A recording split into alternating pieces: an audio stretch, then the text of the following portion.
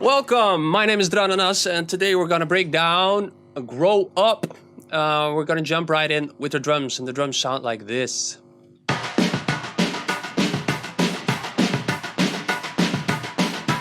Drums are made of a few components. The first one is not actually a drum element, it's guitar.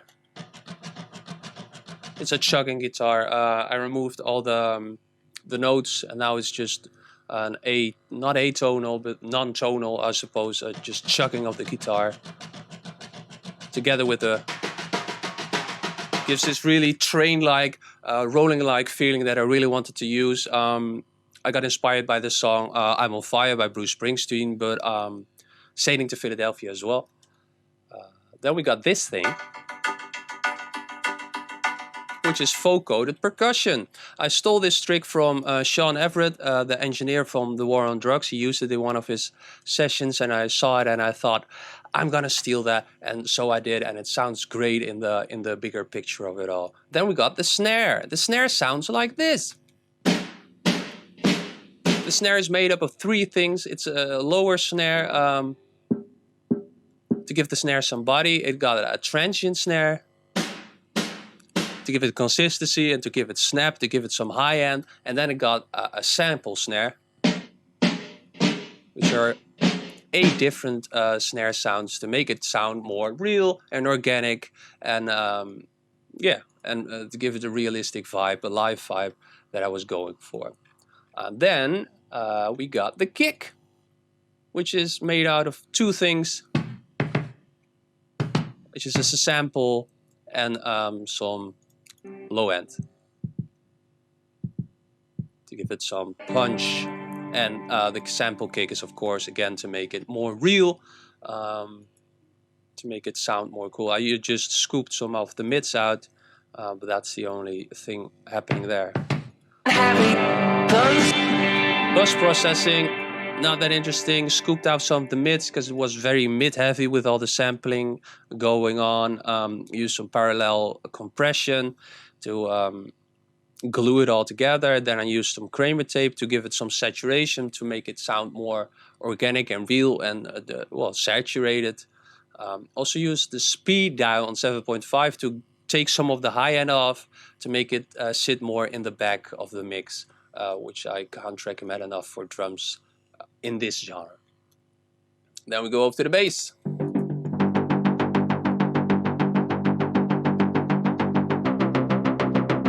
And the bass, I started off with the real bass, but that didn't sound quite right. And then I switched it out for this synthesizer.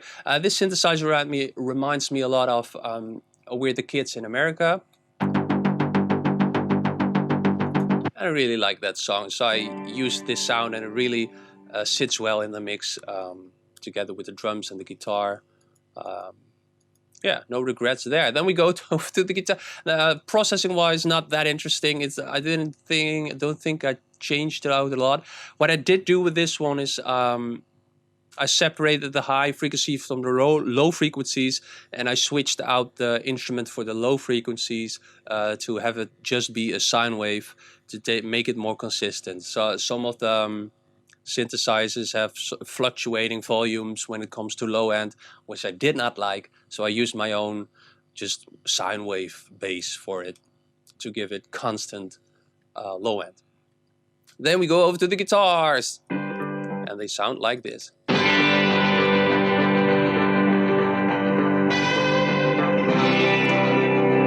Yay! So, tremolo guitar, very heavily tremoloed.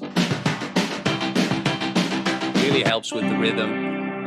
Then you got these open chords, just some distorted guitars, EQing, compression, and then of course some heavy delays. Very cool. And then we got Victor. I sent the track over to Victor and I asked, can you do some fun shit on this track? And he said, yes, of course I can.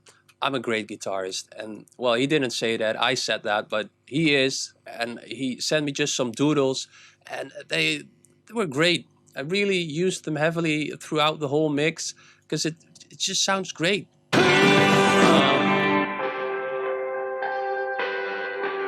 Such lovely textures.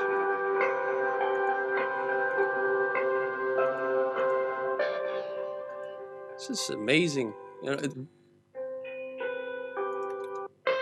really helped with layering in the mix. Just make it more real, make it more sound more. Just made it so much better. The whole song. It made it so much better. It really made it come alive. And Rinus, I also asked Rinus van der Weert. Shout out to Rinus. He sent me some shit as well, and I used it all. He was so great with it, and I used everything he said. Except for that, apparently. He also did the solo at the end, which sounds like this.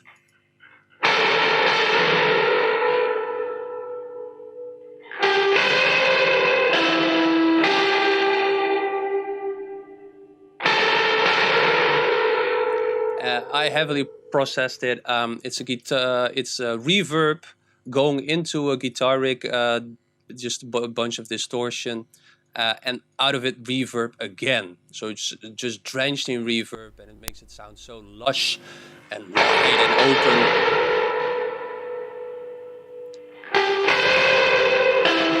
Really like it. Really like it. Thank you, Rinus, for that. Thank you, Victor, as well.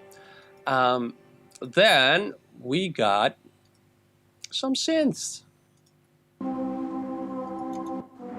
And these are really simple synths. I think I used, it says Analog Lab here, but I think I used Labs from Spitfire, which is free. You should check it out.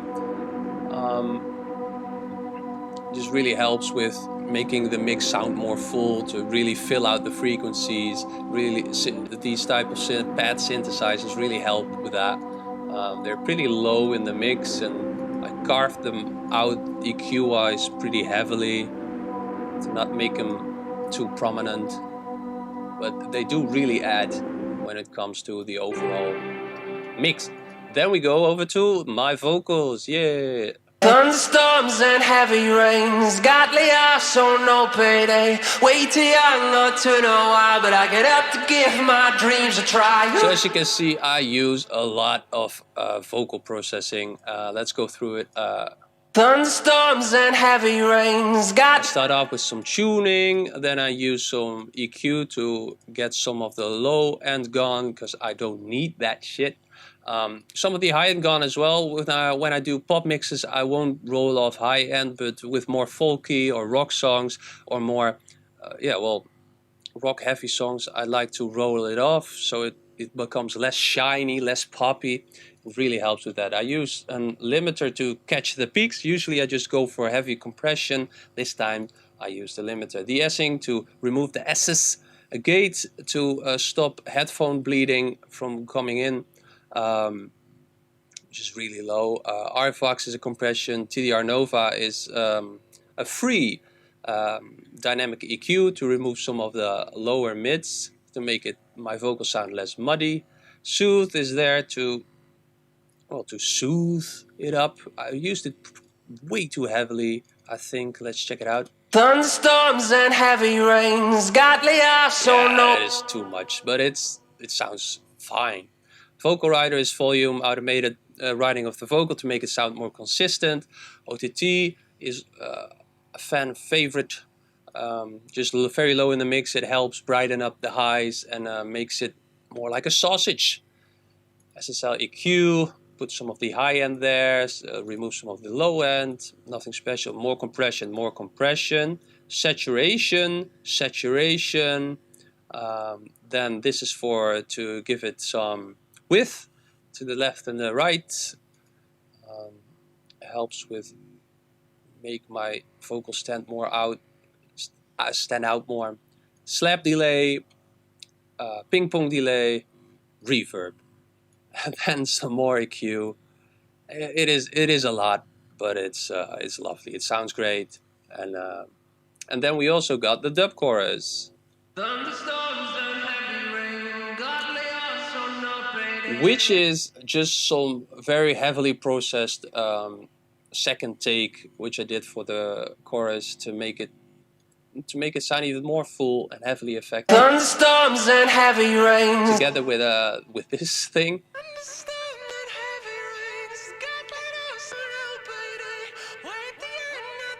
It's just weird on its own, but together it all sounds. Thunderstorms and heavy rains got laid off, so no payday. It just sounds amazing. And then in the end, we got a return track.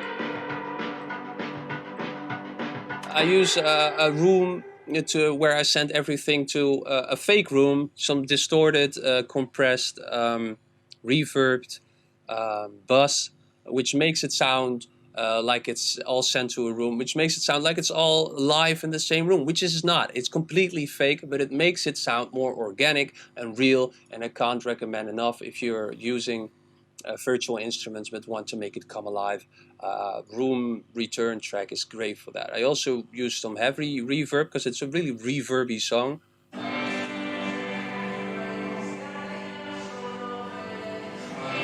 Which is...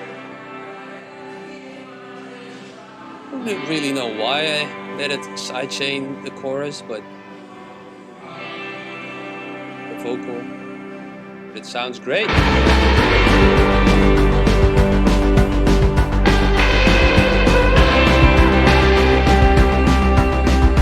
And that's the whole song. That's just basically it. It's an easy song. It has a lot of choruses, 5 in total on a 3-minute song. It got a longer intro, which I really liked. That's it. I really liked this song. It's a 2-chord song, which is probably the lowest I ever gotten with a song. It's not Born in the USA, which only got 1 chord, but it's getting close. So maybe in the next one will be 1 chord. Thank you for listening. I hope you learned something or just enjoyed it. I don't know. See you next time. Like, subscribe, and all that shit, which I hate to say and never...